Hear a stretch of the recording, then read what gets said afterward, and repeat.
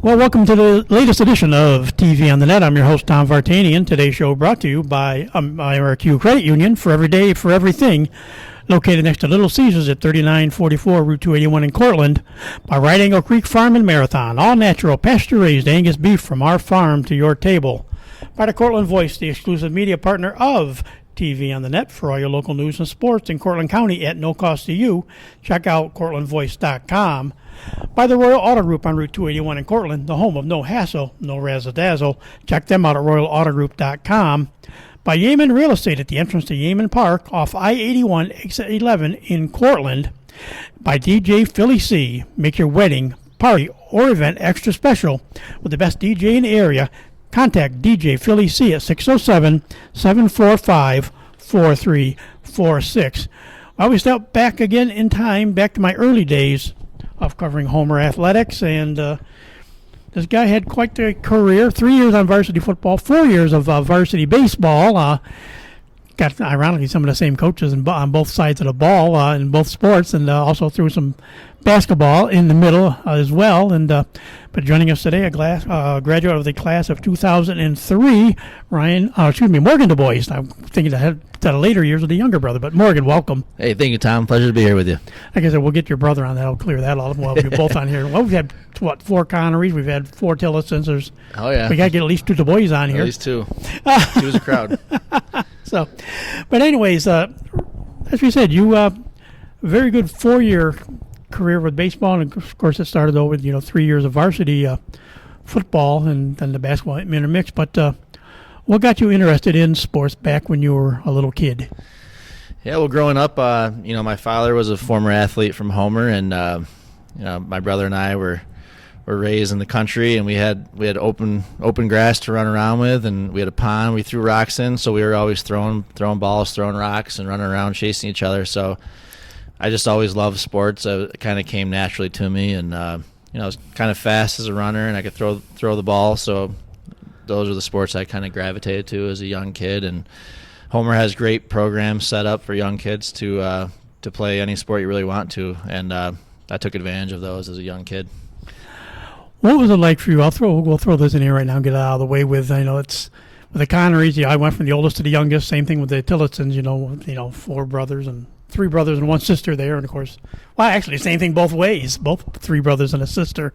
You had the younger brother. I kind of threw his name out there, Ryan, already. But you guys were much closer in age. So what was Yeah, he was 2 years younger than me, so we didn't get to play with each other until varsity baseball. He got moved up as a sophomore when I was a senior, so we had a lot of fun that year getting to play with each other. And I remember there was a time where I think he was on base and I hit a home run and he was at home, slapped me up when I got there. So that's a memory I have of playing sports with him at the varsity level. But even growing up, we were on the same small fry football teams, and we played Pee Wee and Little League baseball together. So it was always fun to have my brother by my side. A little competition between 2 of you, who could outdo who? No, that goes without saying, really. The older brother always wins out. He had better grades though, so that's good for something too. Okay. Well, we'll jump right up into the football side of things here. 3 years of varsity football. Came up as a sophomore. Two good seasons. 5-3 for your sophomore year, 6-2 your junior year.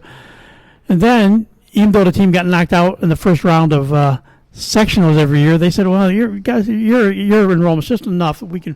You got bumped up to Class A for the senior year, and it was a rougher 3-6 final season. But and you came up as a quarterback, but really turned into a tailback. You played some quarterback. You played tailback. You stood out on defense quite well as far as the defensive side. Became the We joked about it. If you want to hear all about Ryan Morgan's football career, listen to our Trojan Football Talk podcast. We talked all about that. But your goal, your sophomore year, is you wanted to be Jake Plunkett down the road, because Jake did a little bit of everything. And by your junior and senior years, you were the kickoff guy. You were kicking extra points. You were the leading kick return guy, the leading punt return man. Played defense, played offense. You did a little bit of everything. So you became Jake. Yeah, Jake was a great role model. He was a workhorse my sophomore year. He carried the ball at least 20, 30 times a game, and he was hard to stop. And he was just an all-around great athlete, great hockey player, and he went on to play lacrosse at Syracuse. And he was a great role model to kind of hone my skills after, and I definitely remember looking up to him. And he was a great leader on the field and off the field as well. Can't leave that out. He's just a great kid all around. And yeah, I tried to take advantage of my skill set as I got older. When I was a sophomore, I pretty much only played defense at that level. When I was varsity, I focused in on my skills as a defender, and I loved playing defense. I wasn't the biggest, the fastest kid, but I liked hitting people, and I took advantage of being a safety and hitting people when I could coming down the line. So as I got older, as junior and senior year, I was able to incorporate some more of my skills as far as kicking and punt returner and defense, and I was a little bit all over the place, but that made it more fun for me. Absolutely more fun. Like I said, the ironic part, you were listed as a sophomore as a quarterback and defensive back, but of course the quarterbacks for you were Sean Mack was a senior, and then Brandon Gilbert was a junior. They were both ahead of you. And the backfield, of course, was Jake Plunkett was the senior. That sophomore year ran for over 1,000 yards. Chad Burriance was his main backup, and he had Jamie Reese, Ben Bouchaw in the mix along with you there. You got 8 carries that year. Actually showed a versatility of 7 catches that year as well, behind both senior Lee Underwood, who had a nice career overall, and Chad Burhans, who had 10 catches that year. But you were third on the team with 7 catches. But so it was kind of like you had a lot of good players that were ahead of you, even starting at that point. So it's like trying to find that niche. Yeah, going into the season, I knew my role. Coach P made it clear that I was going to be a safety, the last line of defense on the defense. So there was no hard feelings being a backup quarterback or the third backup quarterback or anything like that. It was good to be a viewer on the sideline for offense to see how things went, because I was making a jump from JV to varsity, and guys are bigger and faster. So it was good to have those guys in front of me to learn, how it's done and to learn the offense, because I was still, practicing offense on the practice squad during practice days. So it definitely gave me an opportunity to learn the offense a little more and be prepared for the future seasons. And I took advantage of playing defense. That was my sole duty. I also was a punt returner, I believe, and maybe kick returner, but I took advantage of really learning the defense and focusing on that.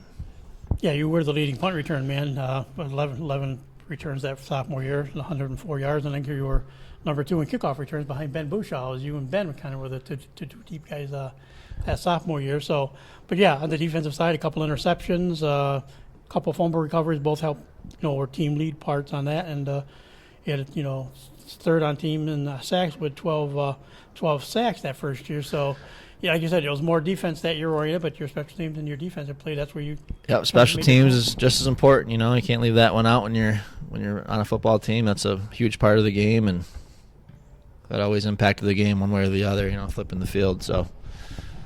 And as we said, he made his mark as a junior as a running tailback, and by natural progression, his senior year, Chad Burrians became the lead back with 942 yards, but you ended up second with 466 yards, threw 23 passes during the year as well, threw for a couple touchdowns, and you didn't have many pass receptions that year, but you're a little bit more on that side of the ball.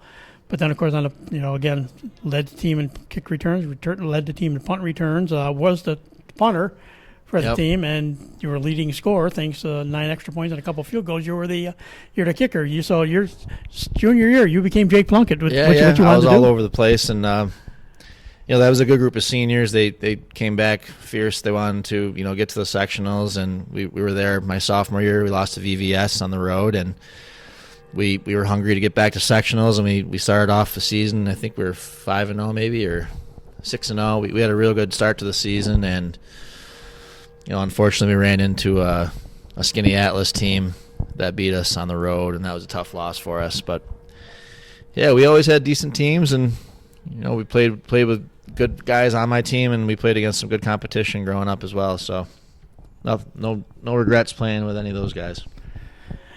And then, of course, maybe that senior year that might have been your year to be the starting quarterback. But as we talked about on the football side, a little injury sidelined you for the first couple of games, which gave Will Rumsey his chance to show what he could do as a junior. And of course, everybody talked about the way Will, what a great quarterback Will became. And of course, Yeah, Luke Sawilla came up as a junior too, so he was of course just missed 1,000 yards that year, so you were kind of relegated like the number 2 spot again, but right there. And again, who you're behind? You're behind Luke Sawilla in rushing. You're behind Will Rumsey, who became a great quarterback over his career. And as far as receiving, you were behind Russ Oshel, who was capping off a great 3-year career as a tight end. Yep, those guys really stepped up in my absence. I missed the first 2 games of the year with a hernia operation, and I was bumming to have to watch the games from the sideline because I wasn't used to watching games from the sideline and not being able to contribute to the team's success or failures. But Luke stepped up as a running back, and Will was a great leader on and off the field. He took control of the huddles, and he was a great athlete and great player. And it was fun to at least watch those guys step up and kind of etch their names in Homer football history. Starting with their junior year. So another fun aspect was just trying to be a leader when you weren't playing still. So it was tough missing games, but that's part of the program sometimes. Like I said, made sectionals those first 2 years, lost to VVS the first year, then lost to Skinny Atlas the next time around. Then there was no sectionals, no quote-unquote sectionals for you guys your first year in Class A there, but you did get the 2 playing games, and so you capped out the 0-6 start with 3 wins. And, of course, that third win, that first of the 3 wins was the one team you got to hold bragging rights over for 3 years. You won all 3 home court jug games you appeared in. That's right. It was always a pleasure to play Cortland, and thankfully we had their number every year that I was playing for the varsity team. I was 3-0 against Cortland, and those were always fun games. You always circled Cortland on the calendar, and you look forward to it every single year. And they had a good year. They had a good season that year. I remember we were the underdogs going into Cortland, and they were kind of surprised that we showed up the way we did, and we had a great game. I remember one play was an onside kick after they had some penalties, and we were kicking off on their 40 maybe, so we're sitting on their 40-yard line doing a kickoff, and I think they knew the onside was coming, and I remember I kicked a good onside right up the middle, and it popped up, and my buddy Chris Johnson and jumped on it, and we scored on that drive as well. So that was a great memory. It kind of made our season to go in there winless and to beat Cortland on their field during homecoming for them, and that was a great memory to beat them. And we laugh about like we said, those Cortland games were special just because it was Cortland. But you were like we talked about mentioned Connerys here. Ben Connery grew up playing Pee Wee football before they moved to Homer, and then he was junior high. He was at Homer, and of course Will started his Pee Wee sports more at Homer than Cortland, so they grew up there. But Ben grew up playing against Dan Pitcher, who of course now is the quarterback coach for the Cincinnati Bengals, and so you think about that. And you mentioned one name on the football side. We'll talk to him because he was a good overall athlete, and you faced off. I think in every sport you played, you probably faced him. But we'll talk about him probably especially on the baseball side when we get to him. As Brandon Galusa, one of those guys you grew up playing kind of with and then against a lot. Yep, he was a 49er with me, and I remember he was my go-to guy as a wide receiver. He was a great athlete, and I always wished he went to Homer because he could have changed some things for us. But he was a great athlete, and playing against him at that level, once you get to the varsity level, we kind of established a friendship and a friendly, competitive nature between each other because we knew each other as kids. So there's always friendly competition between he and I, and we actually became teammates on the Empire State games later on as varsity players. So, yeah, Brandon's a great kid. I think he's still involved with the Cortland baseball team as a coach. So it was fun playing with those guys. Even the guys that were on your team, you play with them from a young level, and you learn the offense that you're going to run as a 18-year-old kid on the varsity team. So it was just great to learn the offense and adapt to the players you're going to be playing with and kind of figure out whose skill set is where as a young kid. So that's one thing that's great about the Homer Small Fry program and what they're doing. I'm sure it's still that way. That's the funny part. You guys own football. Of course, Cortland forever has owned basketball pretty much for the most part. And never beat Cortland in basketball. Baseball is kind of that. It can be one way or the other. It's just it all depends on what the combinations are of who's got who that year. But and everybody talks about a rivalry, especially in football. And it's funny, you talk more like with the older players. It was much more of a rivalry, I think, and it lives in their memories. Well, I played in the '70s, so but I didn't grow up around here. But I grew up down in the southern tier. But you had your rivalries and they were much more intense then.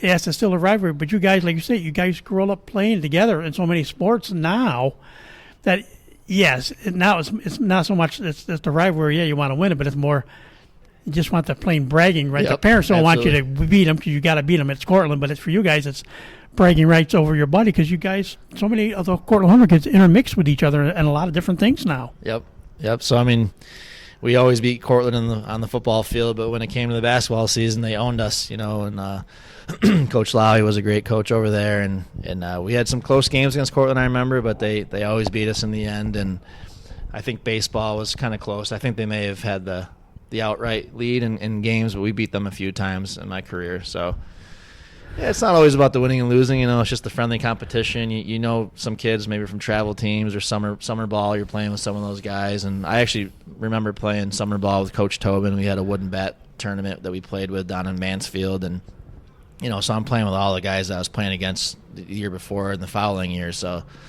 it was never any hard feelings. It was just it was friendly competition. And like you said, it's interesting. You play with Coach Basilik and everybody at Homer, and they're still there. Coach has finished his 31st season as head coach. He ties Coach Norris for as many seasons of coaching, and you had the 5 years in between of those two, but they've only been three coaches since 1954 at Homer in football. Basketball is kind of a little different story. How many years did you play varsity basketball?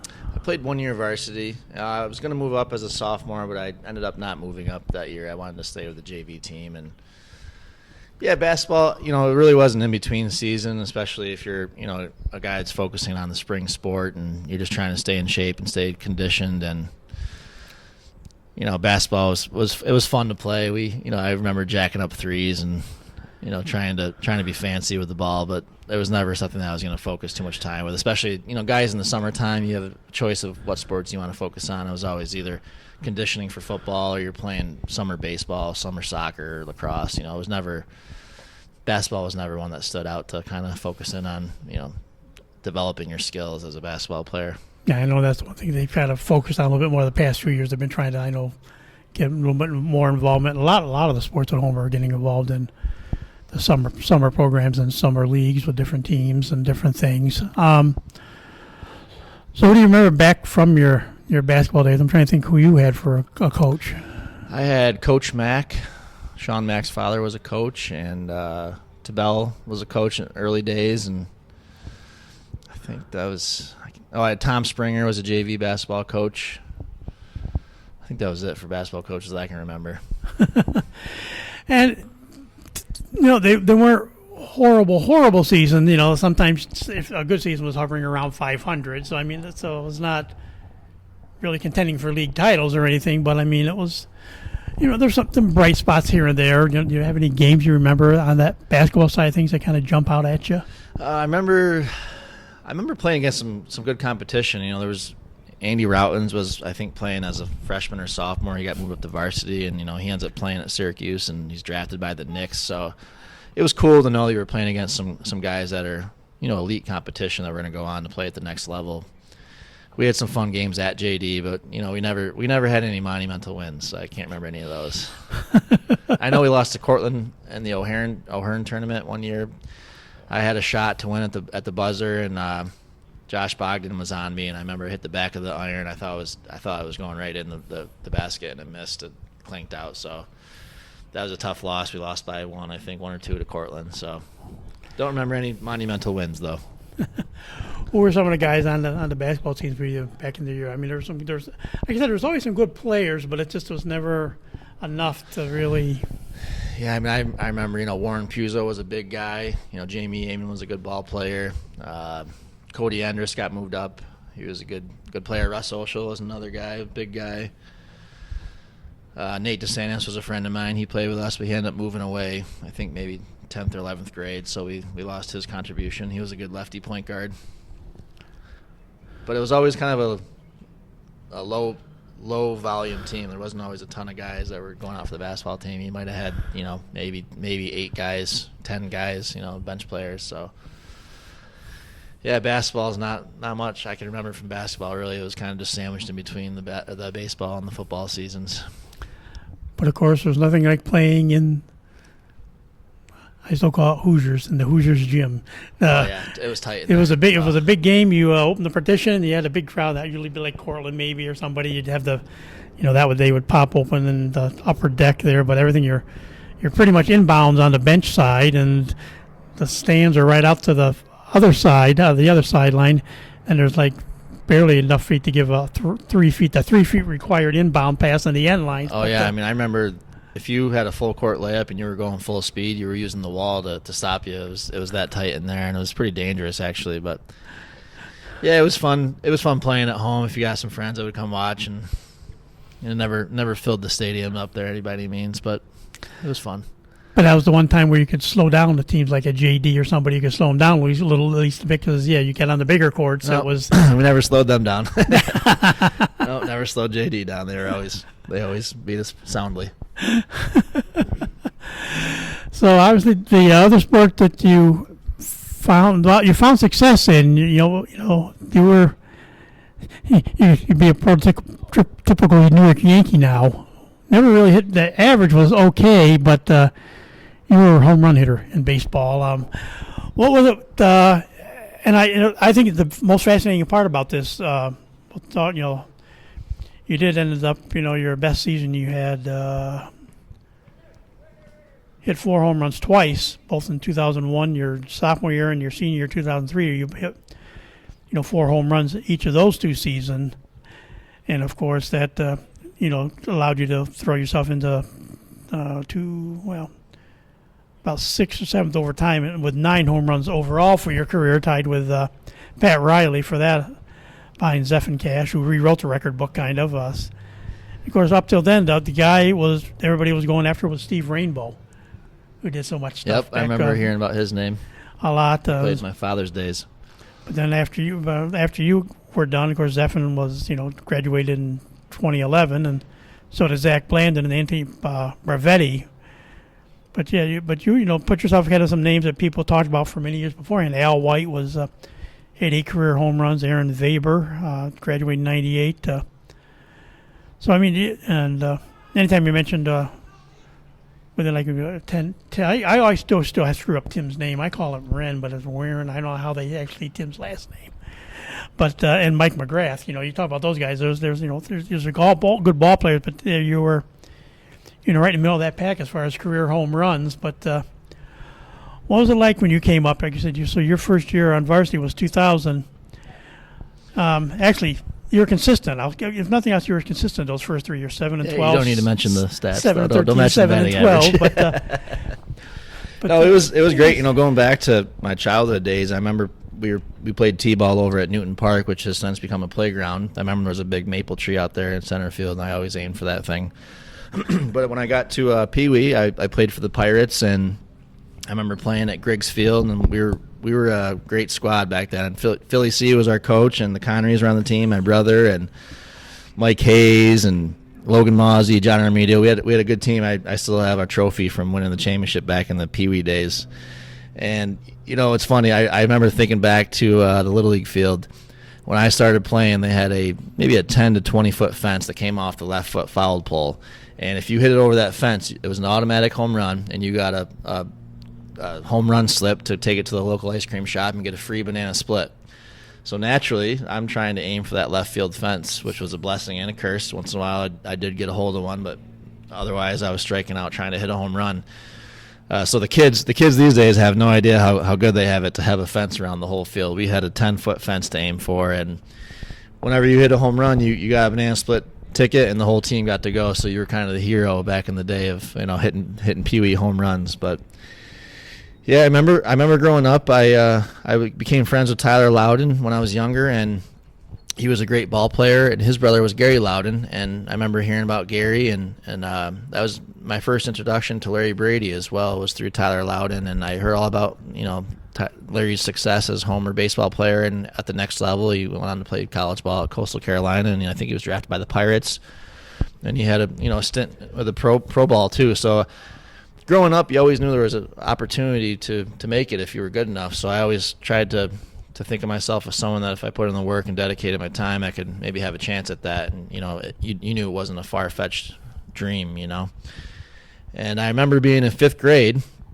I was sitting in Mr. Plunkett's class, Jake's father, and I remember John Baden came into the classroom and he said, Gary, they called him Bub. He said Bub got drafted by I think it was the Braves, and he was so proud and he was gloating. His former player was drafted to play professional ball, and he was so proud of that. And I remember I was in the classroom for that exchange, and I thought, man, that's so cool. Like I hope to have that opportunity someday.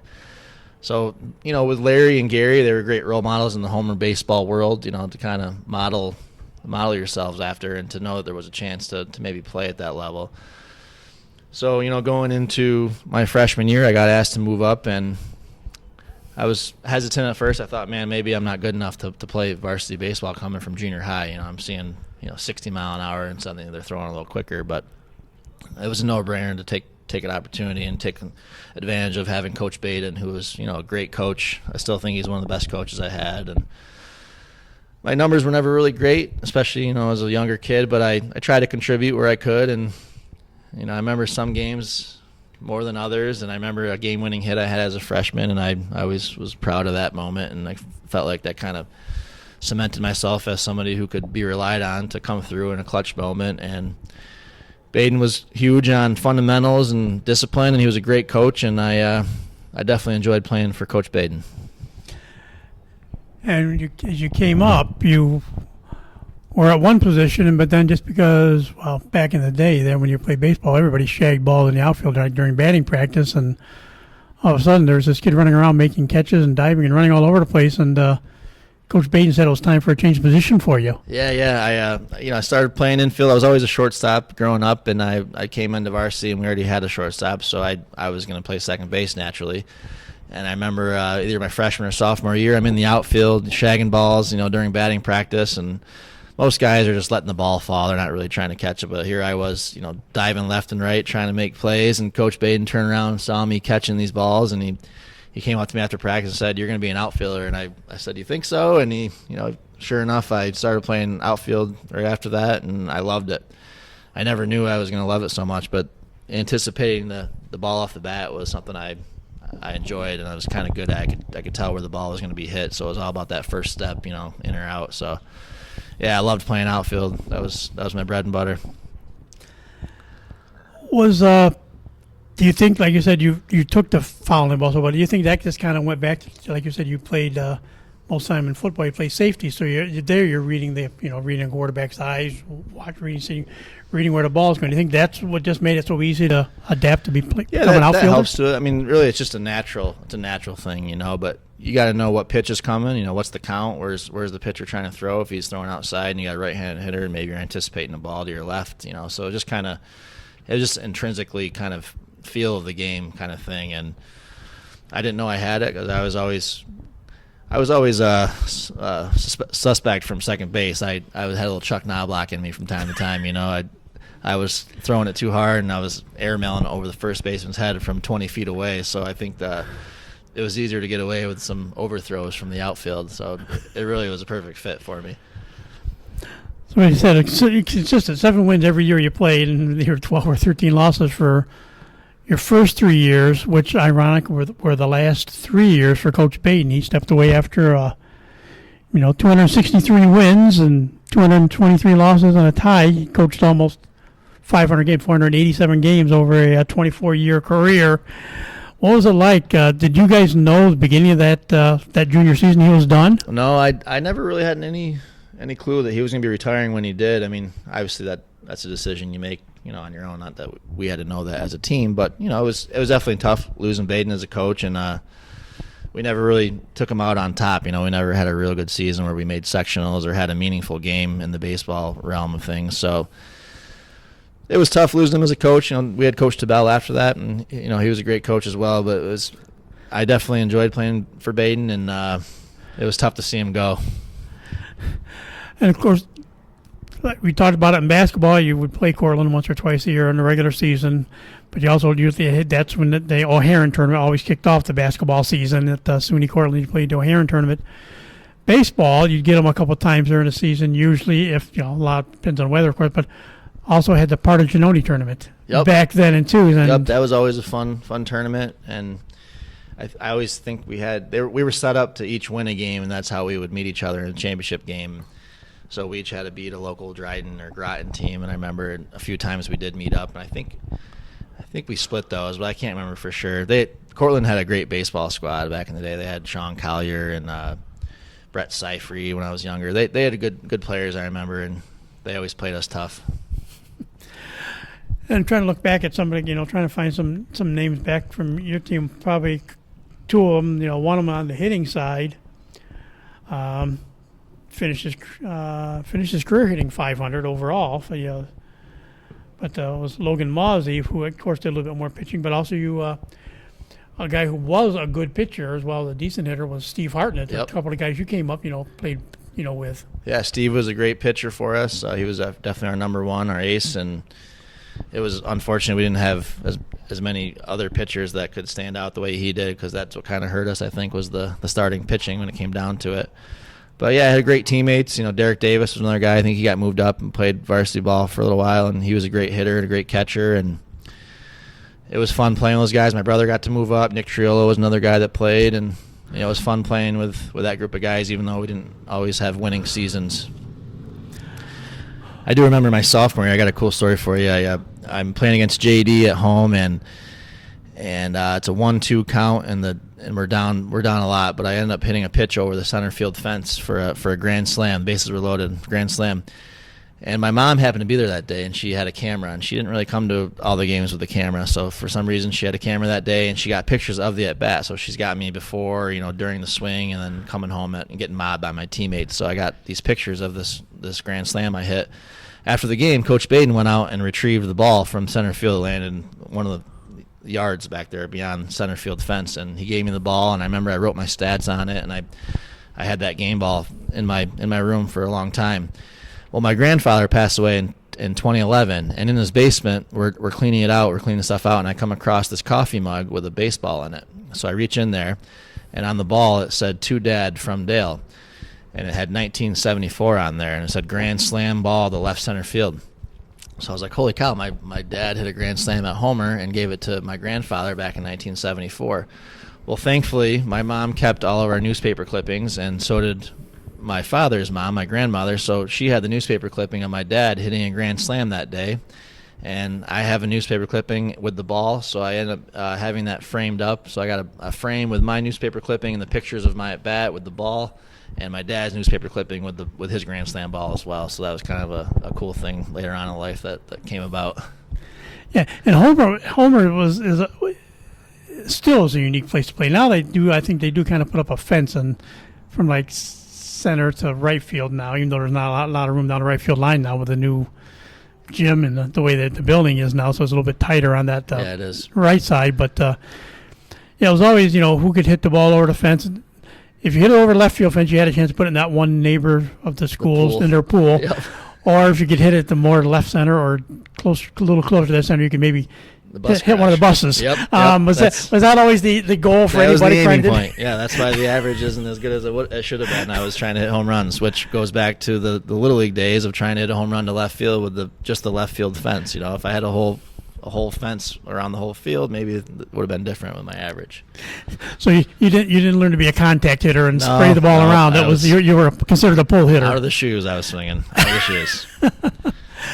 Any other games that kind of jump out at you over those baseball years? Well, I remember going into my junior year. I was really pumped for that season. I was excited. I was playing varsity as a freshman and sophomore, and I was coming in my junior year, which is a big year for stats and maybe potentially playing at the next level, and that was always the goal. And I remember I was 3 or 4 games into the season, and we're playing at JD, and I had an infield single. For some reason, to this day, I don't know why, the second baseman was either running to back up the throw, but he ran from his position to back up the first baseman, and he and I collided past the bag.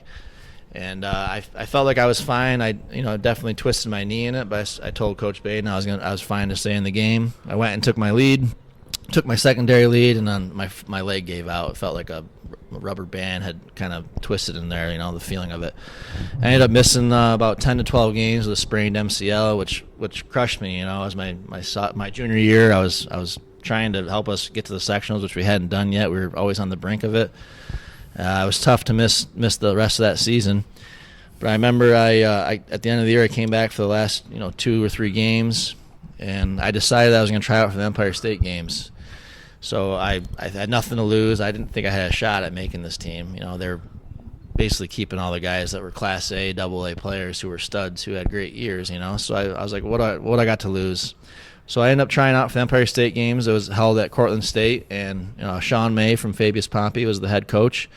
And I had an unbelievable tryout. I hit really well. I had some triples, and I guess I stood out enough. I ended up making the team. So it was tough to lose my junior year, but it actually was a blessing for me because I ended up coming back and making the Empire State team that year, and got to play with some really good players. And it actually was my ticket to getting into college baseball as well, was making that team.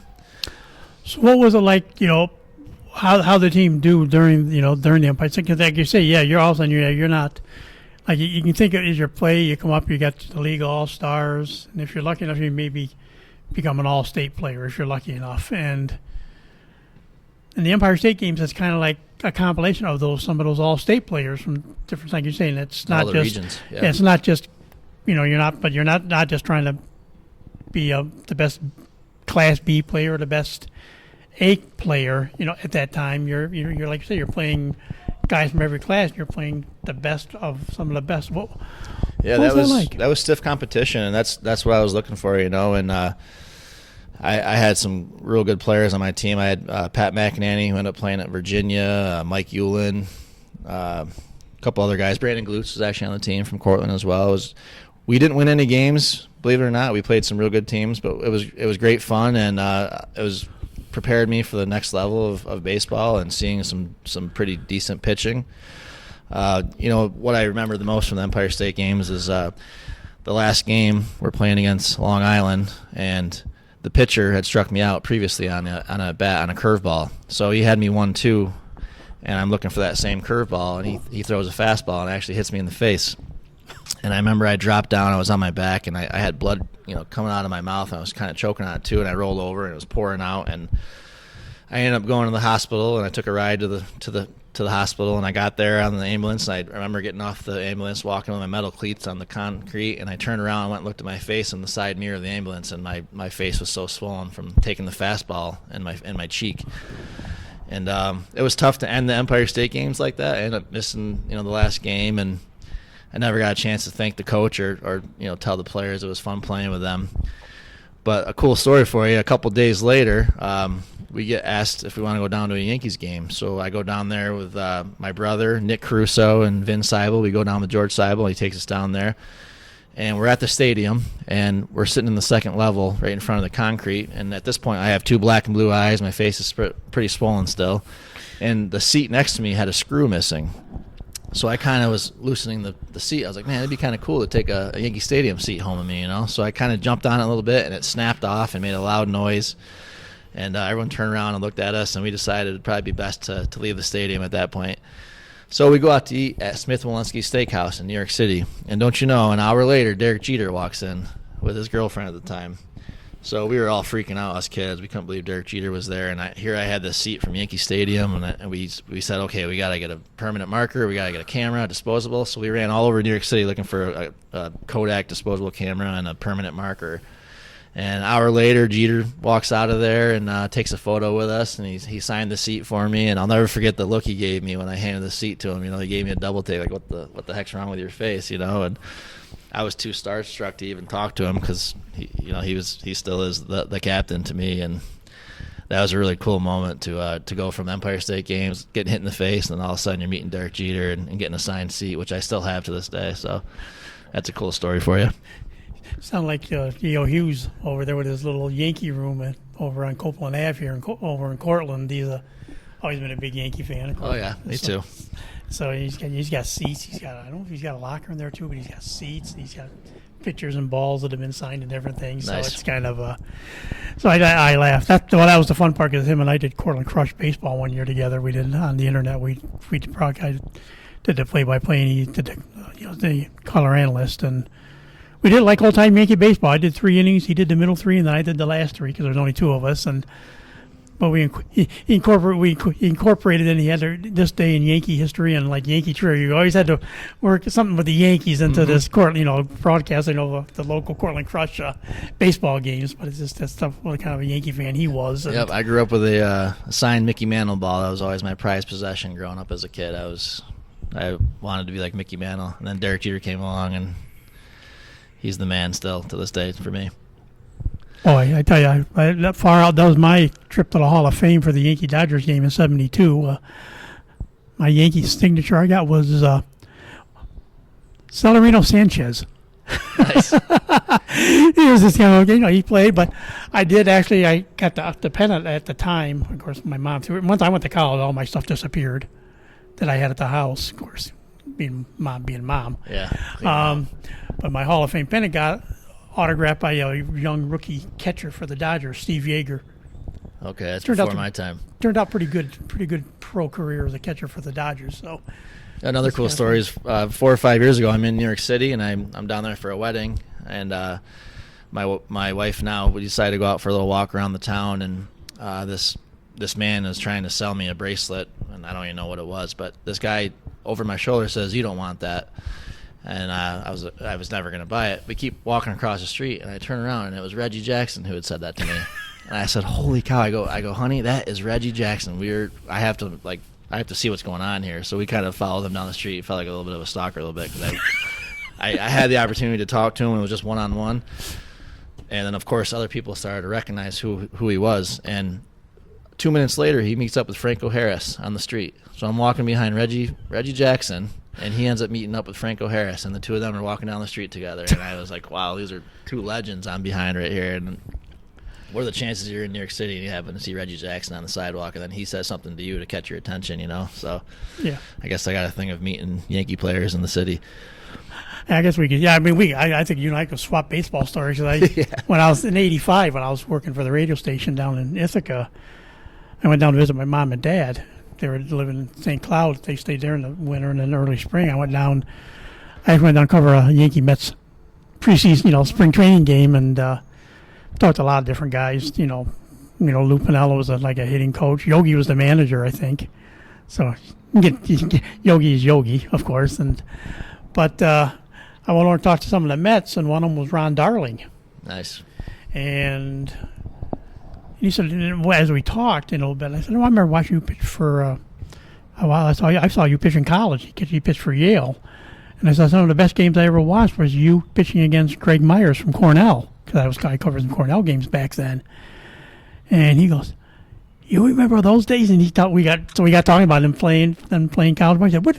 I know. I got my break, and I'm here getting to play." I said, "Whatever happened to Greg? Did he ever get a chance to play pro ball or stuff?" He was all like, I would still know what Greg Myers was doing. 7-8 years after he graduated, and I had no idea what he was doing. But they consistently they'd be throwing one hitters and no hitters against each other back and forth.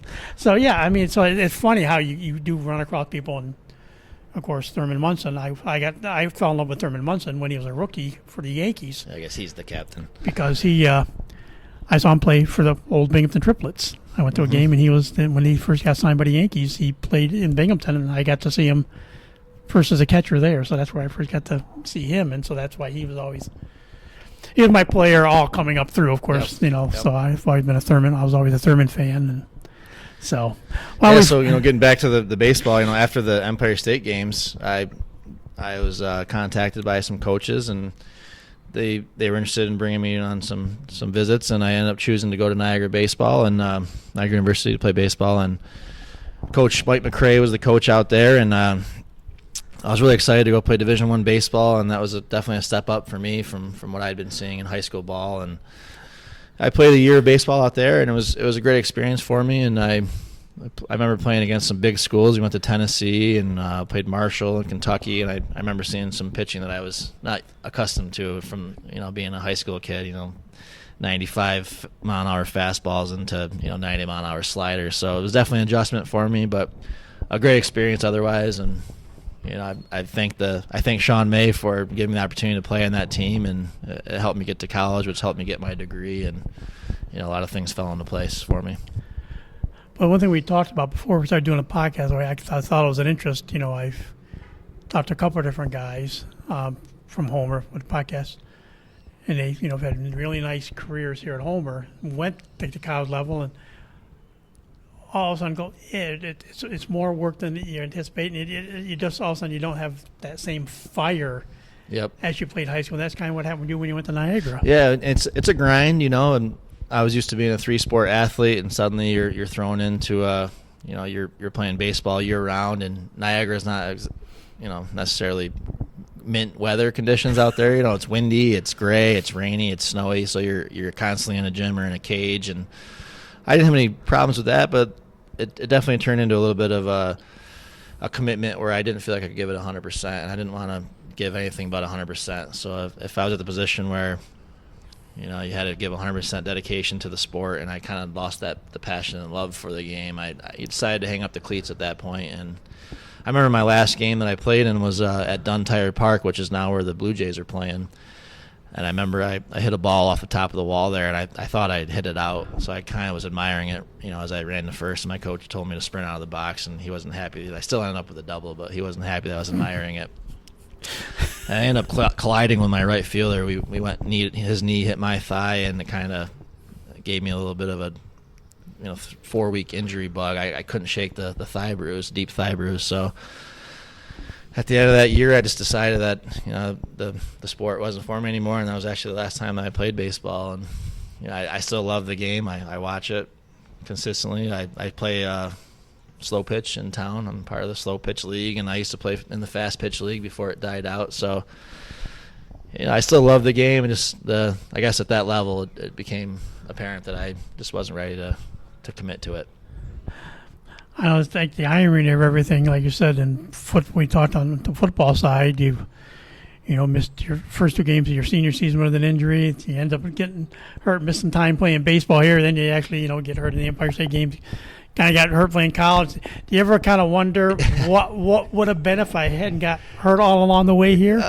Yeah, sometimes, I always think what could have been for sure, and what can you do about injury? Sometimes that's the way it goes. There's been a lot of players who have missed out on careers because of injuries, so there's nothing I can do about the spilled milk aspect of it. But I always do wonder if I could have done more, if I had more time to play, especially at the high school level. I missed the whole season basically my junior year when I was probably playing my best baseball I was playing. And, even football, or who knows what could have happened. Maybe we win a few games and the season's different. But, that's the way the cookie crumbles. So not all this is coming past now. So what is Morgan DuBois doing now? Yeah, so my wife and I are expecting our first child. We're due in August. We're not sure what we're having. We're really excited for that. I work for McNeil and Company right in town, and they're a great company to work for. And I've been there for about 5 years, and I'm looking forward to raising my family in the village of Homer. We love it here. I'm born and raised in this area. I end up coming back here, and my brother's moving back to town with his family as well. So it'll be nice to have the cousins kind of grow up together. And my mom's still at the same house I grew up in, so my family's here, and this is where I call home. And yeah, it's a great place to live, great place to raise a family. Ironic, one of the other things we did talk on the football side, and I think I'd like to I think it's kind of fun to repeat, taking advantage and remembering special moments. But it was you played on the days of Busfield with dirt, when it was grass. I don't want to call it dirt. When it was grass, it never got the turf. But you talked about playing in a small fry game with your dad, and one of the last times your dad got to see you play a game. Yeah, so when I was younger, we got asked to play our championship or all-star game on Butts Field under the lights on a Saturday night, and my dad was diagnosed with cancer right around that same time, and he was given 6 months to live. So he was able to come watch the all-star game under the lights from the press box, and I remember it was a muddy game, and Randy Austin huddled us up and said, "We're going to get Morgan in the end zone tonight for his father to see him score, so do whatever it takes." And I remember it took 4 downs, but on the fourth carry, I fell into the mud. They called a touchdown, and I remember running off the field, looking up and seeing my father. He was kind of looking down at me and smiling. I can still remember his silhouette up there in the press box, and that was one of the few times he got to watch me play sports as a kid, and he passed away 5 or 6 months later, and So I always say that, he was literally looking down on me that night from the press box, and for the rest of my life it was kind of figuratively that he was looking down on me, and still is. So it was a special moment to have that memory. And we talk about, what ifs with you, with all the different injuries. Coach Pasilic still says you would have been the best lineman Homer's ever had. I mean, there's been some good linemen have come through, but you did actually play as he deteriorated and then made it through graduation, died right after graduation, but you got to play football with Brian Zarnecki. Yep, Brian was a great kid. He's fierce and humble on the football field, but just a all-around good kid and good family. And it was really sad to see the way his life ended that way. And I remember my father being on his deathbed from cancer as a child. So seeing Brian pass away, as a kid, a teenager, just kind of hit me a little different. And I was able to watch him walk across the stage at his graduation, and everyone stood and cheered for him. And you could tell it was hard for him, it was just to make the walk, but he did it, and he was courageous, throughout his whole life. And he died a month later, and I remember weeping in his father's arms when I went to his calling hours, and it was just a tough thing to go through. And I love that the Homer football community still honors him, and the tradition of his number is still carried on, and he deserves that. And it's amazing that the Homer community still embraces that to this day. And of course, we'll get more cheery again now. We went through that. I got one more sad one for you. So not growing up, but during varsity football, we played against Chittenango, and there was a kid on the team who he would lay you out, but he would always stick his hand out and help you up. His name was Ed Bullen. He was a great running back for them. And he was a varsity football captain, and he was also a varsity baseball captain. So I remember my senior year at home, my brother's on second base, and I hit a home run up into the trees at the field there. And I came home, my brother high-fives me, and Ed Bullen lifts up his mask, and he says, "Is that all you got?" And he kind of smirked at me, and we laughed at each other because we recognize each other from the ball fields.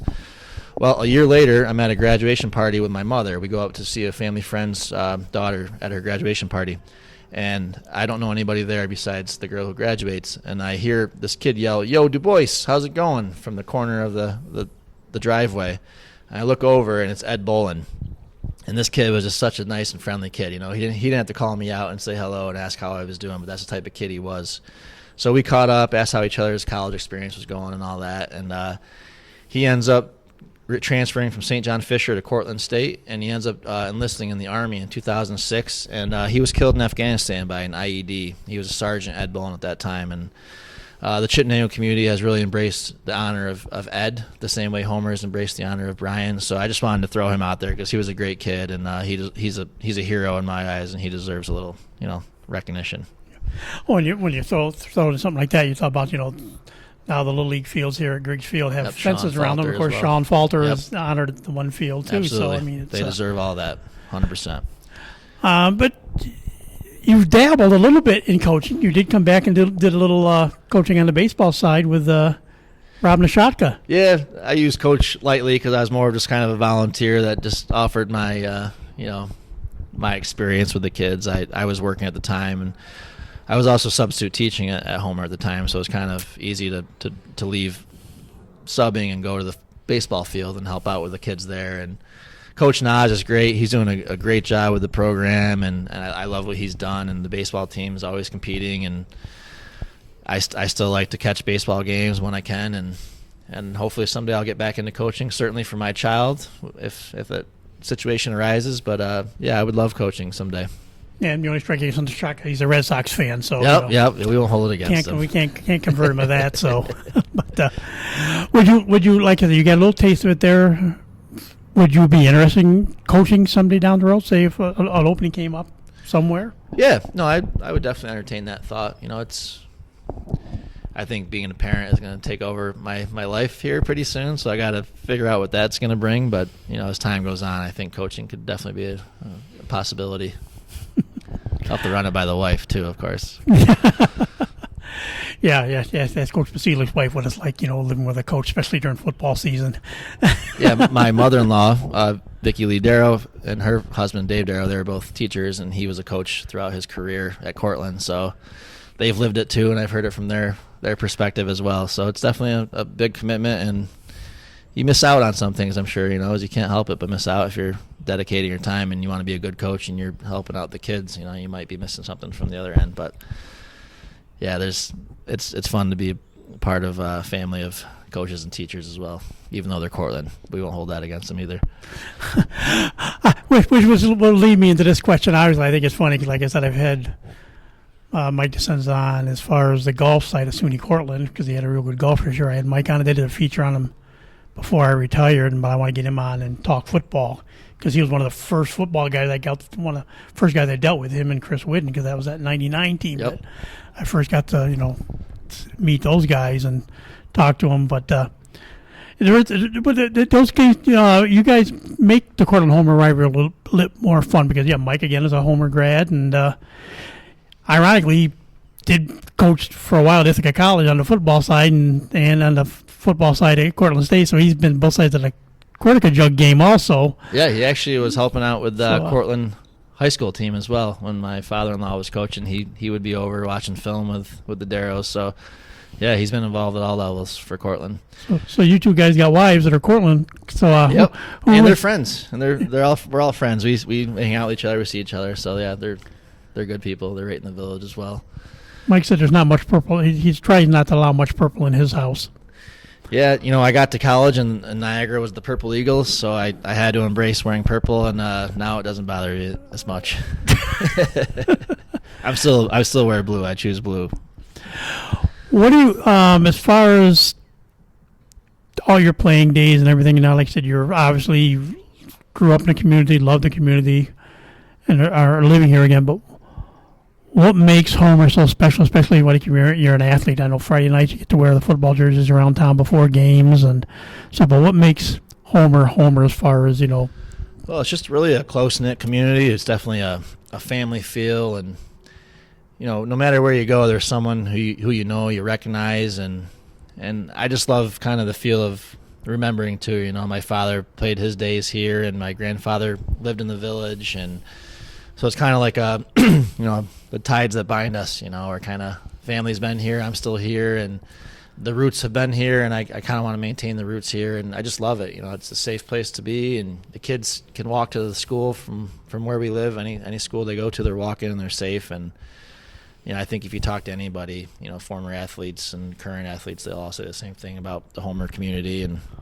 the tradition of being a friendly, safe, and loving place to live.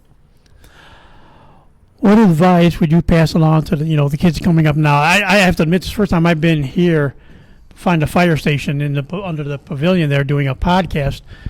Actually, kids out playing basketball. A lot of times, Coach and I were here. Coach Peter, we've done some podcasts here, and so I guess there's really been nobody there. It's fun to see kids out playing basketball again outside. And but what advice would you pass along to some kids now growing up in the community as far as being getting involved in being an athlete at Homer and playing sports? Really take advantage of your time, because it certainly goes quick. You'll hear it, but once you live it, you realize that, man, it in a snap, it's by you.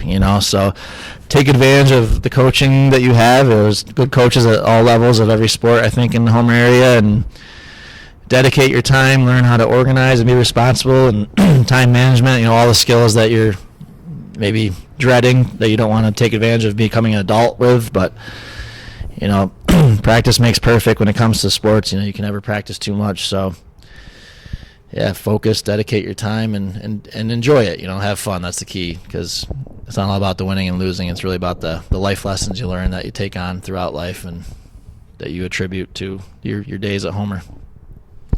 Well, Ryan, I want to say thank you again, Brian. I might call you Ryan this whole time. I didn't do in football, but Morgan DuBois. That's no worries. Again, Morgan, thanks for taking time to talk to us. Hey, Tom, it's been a pleasure. Thank you very much. Oh, and that will do it for this goofier edition of TV on the Net.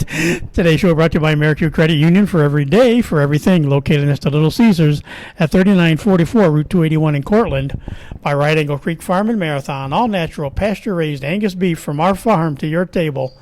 by the Cortland Voice, the exclusive media partner of TV on the Net. For all your local news and sports in Cortland County at no cost to you, check out CortlandVoice.com. By the Royal Auto Group on Route 281 in Cortland, the home of no hassle, no razzle-dazzle. Check them out at RoyalAutoGroup.com. By Yeaman Real Estate at the entrance to Yeaman Park off I-81, exit 11 in Cortland. And by DJ Philly C. Make your wedding, party, or event extra special with the best DJ in the area. Contact DJ Philly C at 607-745-4346. So for my guest, Morgan DuBois, and yours truly, Tom Vartanian, thanks for listening, and we'll talk to you again soon.